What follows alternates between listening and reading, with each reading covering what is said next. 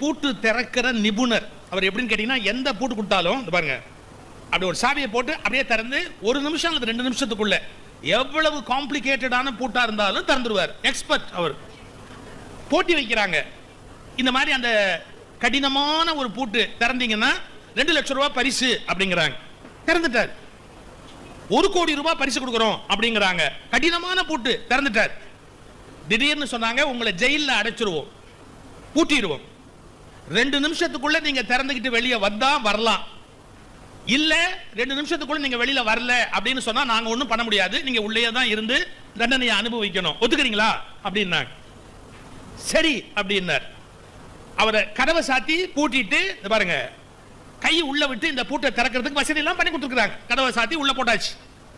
2 நிமிஷம் கடிகாரத்தை ஆன் பண்ணிட்டாங்க. கவுண்ட் டவுன் அப்படின்னு கடிகாரத்தை ஆன் பண்ணிட்டாங்க. ஆன் பண்ணிட்டு 2 நிமிஷம் டைம் இல்ல, லைஃப் லாங்கா நீங்க ஜெயில இருக்கணும் அப்படின்னு அவர் அப்படிங்கிறாரு. அப்படி 2 செகண்டுக்குள்ள திறப்பார். 2 நிமிஷமும் முடிஞ்சு போச்சு, திறக்க முடியல. அவருக்கு அப்படியே நெஞ்சு படப்படன்னு அடிச்சுக்குது.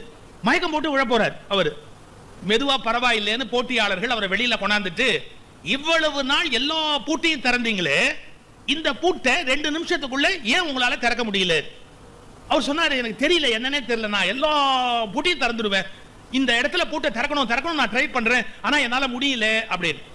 அப்ப அந்த போட்டி வச்சவங்க சொன்னாங்க, ஒன்னு தெரிஞ்சுக்கங்க, என்ன, நாங்க பூட்டவே இல்லை, நாங்க வெறுமனே கதவை சாத்திட்டு மேல பூட்டை மாட்டினமே ஒழிய பூட்டவே இல்லை. அப்ப இவருக்கு படபடப்புக்கு என்ன காரணம்? பூட்டி இருக்கு திறக்கணும் திறக்கிறாரு. பூட்டி இருந்தா தானே திறக்கும், பூட்டவே இல்லை. இப்ப நீங்க புரிஞ்சுக்கணும், நம்முடைய வாழ்க்கையில் ஏதோ ஒன்று நடப்பது போல் நாம சில எண்ணங்களை வைத்து பூட்டிக் கொள்வதால் உண்மையில் அங்கு என்ன நடந்தது என்று தெரியாததால் பலவேறு சிறைச்சாலைகளுக்குள் நாம் சிக்கிக் கொள்ளுகிறோம். நம்முடைய தோல்வியை நாம் தான் நிர்ணயிக்கிறோம்.